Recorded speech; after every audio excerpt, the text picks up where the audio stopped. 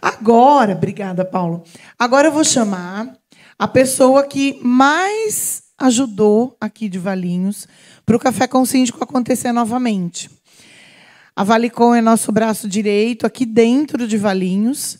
Nós temos parceria de confidencialidade, fidelidade e exclusividade com a administradora Valicom. Renato, por favor, seja bem-vindo. Obrigado, Lu. O palco é seu. Obrigado pela presença de todos. Luciana já me apresentou. Meu nome é Renato. Eu sou fundador e diretor da Valicom. A Valicom esse ano completou 23 anos. Eu tenho que fazer a propagandazinha agora, né?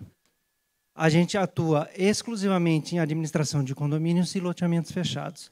Associação de moradores. Acho que nós devemos ter alguns casos aqui, né? Isso aí depois a gente vai explicar também. Eu sou formado em bacharel de administração de empresas, sou pós-graduado em gerenciamento de recursos humanos. Nós vamos falar de um item hoje que gera um pouco de polêmica nos condomínios, né? Que é a cobrança da cota condominial. Deixa eu só apresentar o Dr. Caio, é parceiro da Valicom, ele está aqui também para nos ajudar. Eu não sou advogado, então eu vou falar numa linguagem mais simples, menos técnica. Tá? E a cobrança da cota condominial é diferente da cobrança da taxa associativa. Tá? Então, essa daqui é um pouco mais simples, porque a cota condominial é título executivo. Então, vamos lá. Qual que é o fundamento da dívida? É uma dívida propter rem, ou seja, ela é própria do imóvel. Se ela é própria do imóvel, quem deve é o imóvel, representada pelo proprietário do imóvel. Ok? E ela sendo propter rem, a ela não se aplica o Instituto do Bem de Família. O que é isso? Você pode penhorar o imóvel, mesmo sendo o único imóvel da família, usado para moradia.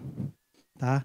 Essa dívida, essa mesma aplicação, cabe ao IPTU também.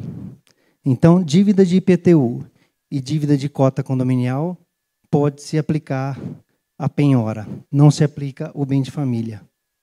Aí nós temos a prescrição. Segundo o entendimento do STJ, com base no Código Civil, a prescrição é de 5 anos, da data do vencimento da cota. Então, se a gente voltar 5 anos para trás aqui, 22, 23, 18, as cotas vencidas de 31 de agosto de 2018 para frente pode ser cobrada. Para trás, dia 30 já não pode mais, tá? Porque já deu 5 anos. E ali nós temos ali o tema de repercussão geral do STJ. O que é isso? Quando o STJ, Superior Tribunal de Justiça, começa a receber vários recursos sobre o mesmo tema, ele pega julga, e esse que ele julgou aplica-se como a lei. Então, ele fica valendo para todos. Então, por isso que é 5 anos e já não tem mais discussão nesse tema. Aí, nós temos as restrições. Isso acontece muito. O pessoal fala assim, mas o condômino pode alugar o salão de festas? Ele pode. Ele pode usar a piscina? Pode. Pode usar a academia? Pode. Por quê? Porque aí entra o direito de propriedade, que é diferente disso. Aqui, esse artigo 1335 do Código Civil, ele é um artigo que foi revogado da Lei 4.591, de 64, porque existia um pouco de dúvida, e aqui ele deixou mais claro, ou seja, são direitos do condômino votar nas deliberações da Assembleia e delas participar, estando quite. Então, se a pessoa é inadimplente, ele não pode participar e não pode votar. É a única restrição que ele tem.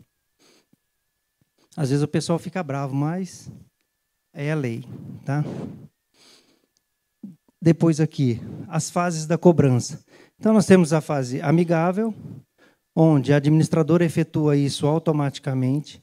A cada 10 dias ele recebe um e-mail lembrando, fala, olha, nós não recebemos a cota, por favor, envie o comprovante ou procure a administradora para apresentar o comprovante ou para pagar. E isso ele tem uma fase. Geralmente, dura de 30 a 60 dias. Isso aí está estabelecido na convenção, mas tem alguns condomínios que praticam até antes. Ele venceu, o síndico já pode cobrar. Mas, geralmente, se tem aí 60 dias para a pessoa poder acertar. Agora, aqui, o síndico pode fazer isso? Pode, mas não é aconselhável. Por quê? Porque hoje existe a pessoalidade. Ele acha que o condômino devedor, ele fala, o síndico está me cobrando porque ele não gosta de mim. Não é isso. Ele está cobrando porque é função dele. Ele é o gestor do condomínio, então ele tem que fazer esse papel. Tá? Por isso que a gente não aconselha. Aí, quais as penalidades? Isso está no Código Civil também. 2% de multa, 1% de juros ao mês, mais atualização monetária. Geralmente, a convenção determina algum índice. Se a convenção não determinar, segue-se pelo INPC. Tá aqui a tabela do judiciário. Bom, esgotou-se as fases amigáveis da cobrança. Qual que é o passo? Cobrança extrajudicial. Então, nós vamos encaminhar para um advogado. O advogado vai enviar uma notificação, vai dar um prazo para ele se manifestar, geralmente de 5 a 10 dias. Aí o condômino continua não se manifestando. Então, o que o advogado tem que fazer? Tem que entrar com a cobrança judicial. Aqui, o condômino devedor já começa a ser mais prejudicado. Por quê? Além da multa, juros e atualização monetária, ele já vai ter que pagar os honorários advocatícios, porque já entra um outro profissional que está trabalhando para executar a cobrança. Tá? Não teve sucesso também. Exauridas as tentativas acima, o advogado vai entrar com o processo. Tá? Agora, o processo, a cota condominial já é título executivo, então ele já entra com o processo de execução do débito direto. Eu vou explicar mais à frente, vocês vão entender. Só que aqui, entrou com o processo, as penalidades vão aumentar ainda mais para o devedor. O devedor tinha que saber de tudo isso para ele ver que não é vantagem ele ficar devendo o condomínio. Porque ele vai ter a multa, os juros, a atualização monetária, ele vai ter os honorários advocatícios, que aqui o juiz pode determinar até 20%, e ele vai ter as custas judiciais e as custas de citação. Custas judiciais, o valor mínimo é R$ 171,30 ou 1% da causa. O mínimo que ele vai pagar é R$ 171,30. Agora, se ele deve 20 mil, então já vai dar R$ 200 de custas, ele tem que pagar R$ 200. Tá? E as custas de citação? Elas podem ser por carta ou por oficial de justiça. Se for por carta, R$ 30. Se for oficial de justiça, R$ 103. Quem vai pagar todos esses custos? O devedor. Sempre cai nas costas do devedor pagar. Tá? Aí, o que nós tivemos em 2015, que eu falei que tornou o título executivo? Nós tivemos uma alteração no Código de Processo Civil, que incluiu o inciso 10 no artigo 784, transformando a cota condominial em título executivo. Tá? E, em cima desse mesmo artigo, ele deu um embasamento legal para o protesto da cota condominial. Então, hoje também é possível, desde 2015, é possível efetuar o protesto do devedor. Tá ok? Aqui. Então, com a alteração da lei, né, de 2015, não há mais a necessidade do processo de conhecimento. O que é o processo de conhecimento? O processo de conhecimento, ele tem que provar que ele pode cobrar aquilo lá e tem que provar o valor da dívida. Aí, no processo de conhecimento, ele entra numa ação de rito ordinário, é convocada uma audiência de instrução, a pessoa pode entrar com recurso, pode recorrer, ele podia recorrer até a terceira instância, então demorava-se muito para receber. Hoje é mais rápido, por quê? Porque já pode executar direto. Aqui, nesse parte executiva, na execução do processo, é muito mais simples. Ele vai juntar esses documentos, que é a convenção do condomínio e o CNPJ. A convenção, o condomínio existe e está devidamente inscrito na Receita Federal. Ele vai pegar a matrícula, que comprova quem que é o proprietário da unidade. Então, é a matrícula que comprova. Ele vai colocar também a ata de eleição do representante legal, que é o síndico, porque é o síndico que vai autorizar, vai dar a procuração para que entre com o processo. As atas que aprovaram todos os rateios, ordinários e extraordinários. Então, qualquer rateio que foi aprovado para melhorias, para pintura, para qualquer coisa. Tem que constar de ata e aí a gente consegue cobrar. Ele tem que juntar um relatório dos boletos emitidos, então que comprovam que foi gerado o boleto para aquele CPF, com aquele vencimento, e apresentar. E a planilha de cálculo. Isso aqui é muito simples. É bastante coisa, mas é bem simples. Por quê? Isso aqui a administradora já tem tudo no sistema. Porque faz a ata. Hoje, os registros de ata de condomínio são todos digitais, com cartório digital. A gente nem sai mais. Só a associação de moradores que é diferente. Mas para condomínio é muito rápido isso. Então, a ata já vem como autêntica, com o QR Code, que dá a mesma autenticidade dela como firma reconhecida. Depois aqui, bom, o devedor foi citado. Ele sendo citado, ele terá 3 dias para pagar.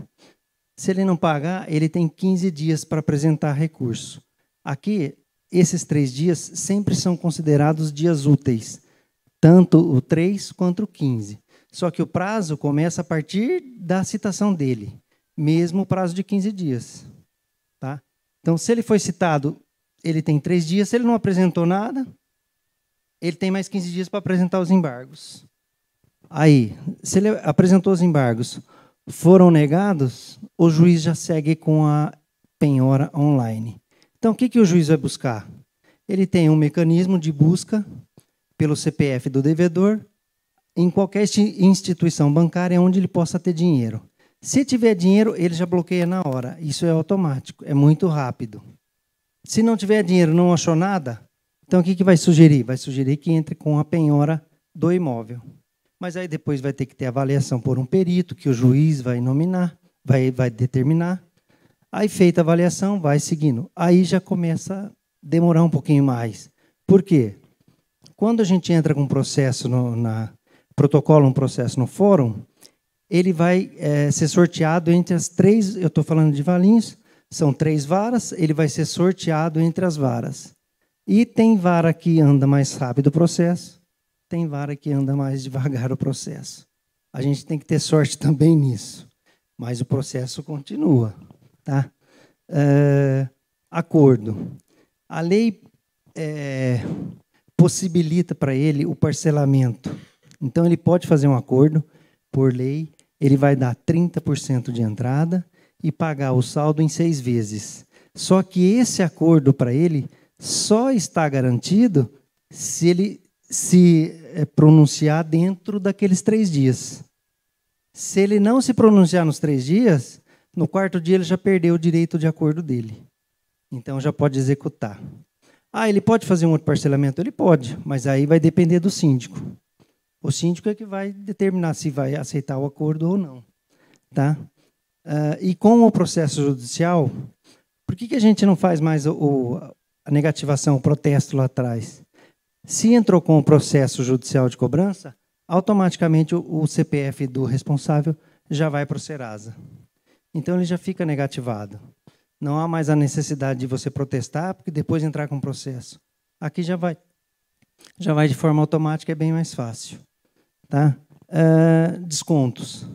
Isso é uma coisa que a gente sempre... Algumas pessoas, nós brasileiros... não vou pagar, depois eu vou lá e faço um acordo, porque aí desconta juros e multa e tal. Os condomínios administrados pela Valicom, a gente orienta o síndico a não fazer isso. Por 2 motivos. Porque ele abre um precedente para que os outros comecem a ficar devendo também. E ele também não tem essa autonomia para fazer isso. Se ele quer conceder algum desconto, qualquer benefício para um determinado condômino, ele convoca uma assembleia e aí, com um item específico na pauta, aí a assembleia vai determinar. Não, vamos conceder o desconto e não vamos. Cabe à assembleia. Se a assembleia aprovou o desconto, acabou-se a responsabilidade do síndico, porque a assembleia é soberana. Mas tem que ser um item específico para isso. Entendeu? A cobrança, tá vendo? É muito simples, parece um bicho de 7 cabeças, mas não é. Se alguém tiver alguma dúvida, eu posso esclarecer.